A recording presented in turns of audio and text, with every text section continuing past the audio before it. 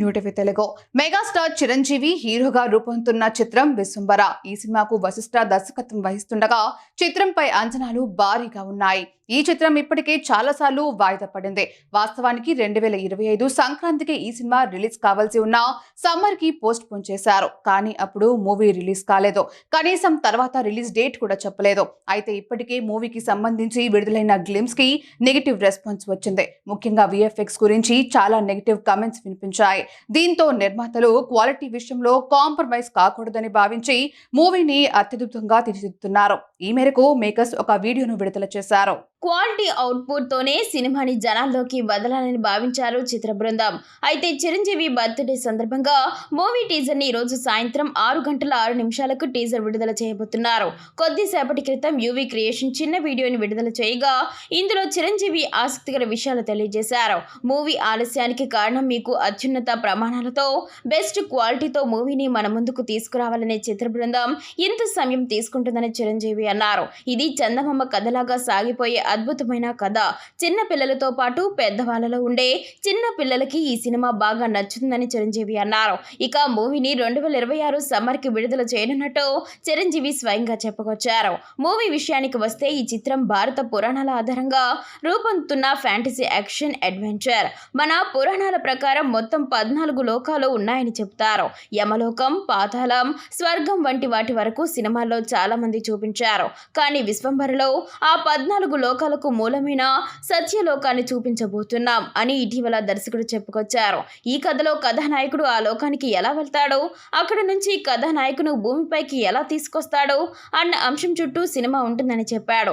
ఇది ఒక రకమైన మిస్టిక్ యాత్రగా ఉంటుందని సమాచారం. ఈ సినిమా కోసం భారీ బడ్జెట్ తో అద్భుతమైన సెట్స్ వేసి చిత్రీకరణ జరుపుతున్నట్టు చిత్ర బృందం వెల్లడించింది. ప్రతి సన్నివేశం గొప్ప విజువల్ ఎఫెక్ట్స్ తో కూడి ఉండేలా డిజైన్ చేస్తున్నారు.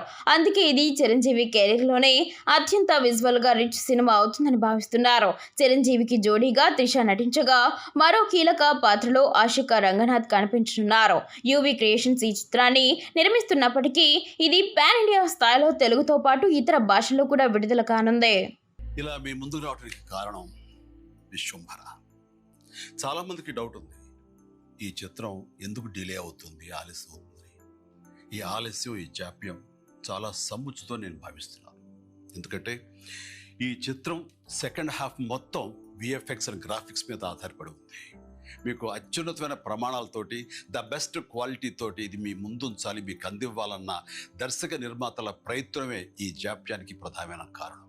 ఎలాంటి విమర్శలకు తావివ్వకుండా శ్రద్ధాశక్తులతో తీసుకుంటున్న సముచితమైన సమయం ఇది. ఇక ఈ చిత్రం గురించి చెప్పాలంటే ఇది ఒక చందమామ కథలా సాగిపోయేటటువంటి అద్భుతమైనటువంటి కథ. ముఖ్యంగా చిన్నపిల్లలకు, మరీ ముఖ్యంగా పెద్దవాళ్ళలో ఉండే చిన్నపిల్లలు ఉంటారే, వాళ్ళని సైతం ఇది అలరిస్తుంది, వినోదపరుస్తుంది.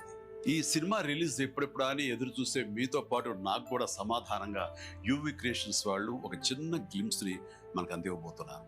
అది నా పుట్టినరోజు సందర్భంగా ఒక రోజు ముందు, అంటే ఇక్కడి కొన్ని గంటల తర్వాత ఆగస్టు 21 సాయంకాలం 6:06 అంటే కొన్ని గంటల వ్యవధిలో అది మన ముందు చూస్తున్నారు. అది మనల్ని ఖచ్చితంగా ఆకట్టుకుంటుందని నమ్మకం నాకైతే ఉంది.